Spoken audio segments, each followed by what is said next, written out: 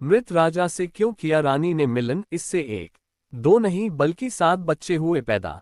क्या आपको लगता है कि किसी मृत व्यक्ति से संतान भी पैदा की जा सकती है? महाभारत में ये वाकया हुआ था जब एक प्रतापी राजा की मृत्यु के बाद उसकी रानी ने उससे मिलन किया। 7 बेटे पैदा हुए। महाभारत की कहानियों में एक वाकया ऐसा भी है जब एक प्रतापी राजा की मृत्यु हो गई, लेकिन तब तक उनके कोई संतान नहीं थी।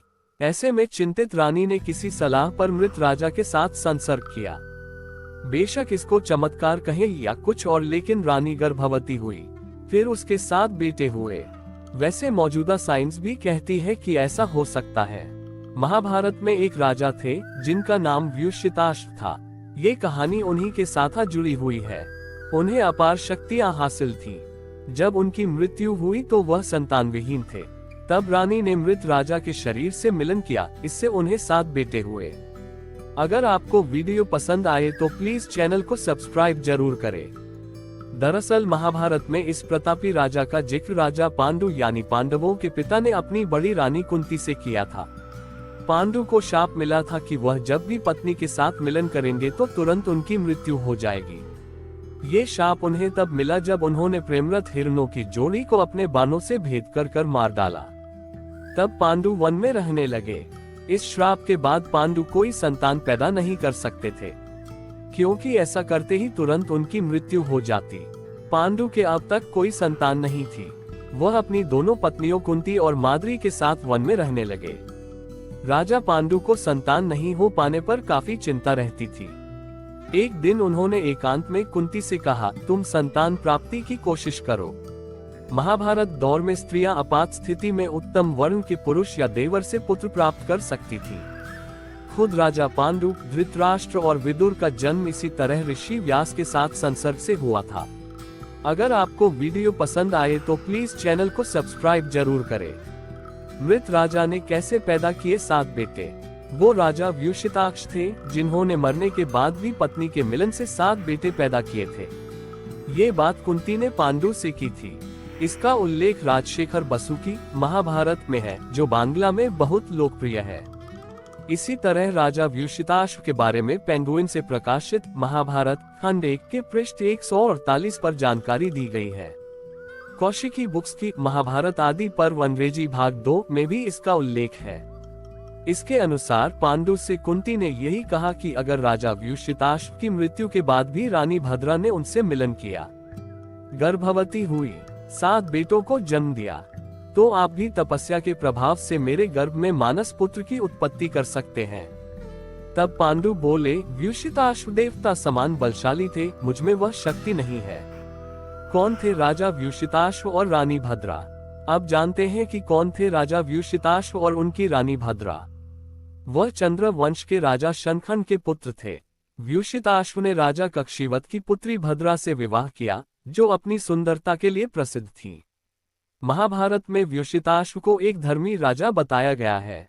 कहा जाता है कि उसने एक महान बलिदान किया था, जिसमें इंद्र के नेतृत्व में सभी आकाशीय देवता आए थे। इस बलिदान के बाद व्युषिताश्व ने महान शक्ति प्राप्त की। उन्होंने अश्वमेध समारोह के माध्यम से सभी दिशाओं के राज्यों पर विजय प्राप्त की। कहा जाता है कि उन्होंने अपना अधिकांश धन ब्राह्मणों को दान कर दिया था। उनका विवाह भद्रा से हुआ था, जिससे वह बहुत प्यार करते थे। रानी भद्रा को उस समय भारत की सबसे सुंदर स्त्री माना जाता था। उनके कोई संतान नहीं थी। क्षय रोग, जिसे तब यक्ष्मा रोग कहा जाता था, उससे उसकी मृत्यु हो गई। भद्रा दुख से ग्रस्त हो गई। उन्होंने अपने पति के साथ मरने का इरादा किया। अगर आपको वीडियो पसंद आए तो प्लीज चैनल को सब्सक्राइब जरूर करें। आकाशीय आवाज सुनकर रानी भद्रा ने क्या किया? तब आकाशीय आवाज ने उन्हें ऐसा करने से रोका और पखवाड़े के 8वें और 14वें दिन राजा के शरीर के साथ लेटने का संकेत दिया। उन्होंने वैसा ही किया जैसा उनसे करने को कहा गया था। उस संभोग से भद्रा ने 7 पुत्रों को जन्म दिया। जब रानी मृत शरीर से लिप्त रोती रही तो क्या हुआ? पौराणिक विश्वकोश के अनुसार महाभारत आदि पर्व के अध्याय 120 में लिखा है, व्युषिताश्व पुरु वंश के राजा थे जो धर्मात्मा और न्यायप्रिय थे। उन्होंने कई यज्ञ किए। जब राजा की मृत्यु हुई तो भद्रा राजा के मृत शरीर को गले लगाकर बहुत देर तक रोती रही। तब व्युषिताश्व की आत्मा, जो शरीर से बाहर थी, उसने भद्रा से कहा, मेरी प्रिय, अपने मासिक धर्म के 8वें या 14वें दिन अपने बिस्तर पर मेरे साथ सो जाओ, मैं तुम्हें पुत्र दूंगा। उसने राजा की इच्छा के अनुसार कार्य किया, मृत शरीर से 7 पुत्र प्राप्त किए। अगर आपको वीडियो पसंद आए तो प्लीज चैनल को सब्सक्राइब जरूर करें। पांडु की बातों का असर कुंती पर क्या पड़ा? पांडु की बात सुनने के बाद कुंती ने तब कहा, महाराज, अगर आप अनुमति दे तो मैं किसी देवता या ब्राह्मण का मंत्रबल से आह्वान कर सकती हूँ, इससे तुरंत पुत्र लाभ होगा। पांडु ने इसकी सहर्ष अनुमति दी। फिर इसके जरिए कुंती ने युधिष्ठिर, भीम और अर्जुन जैसे पुत्र हासिल किए। जब उन्होंने ये तरीका पांडु के कहने पर दूसरी पत्नी माद्री को बताया तो उन्हें नकुल और सहदेव की प्राप्ति हुई। साइंस क्या कहती है? एक अध्ययन के दौरान मिले साक्ष्यों को आधार मानते हुए वैज्ञानिकों की एक टीम ने ये दावा किया कि इंसान की मौत के 48 घंटे बाद तक उसके शुक्राणु स्पर्म गर्भधारण के लिए इस्तेमाल किए जा सकते हैं और उससे स्वस्थ बच्चे पैदा हो सकते हैं। यह अध्ययन जर्नल ऑफ मेडिकल एथिक्स में प्रकाशित हुआ है, जिसमें दावा किया गया है कि इंसान की मौत के बाद उसके शुक्राणुओं को स्पर्म बैंक में जमा भी किया जा सकता है।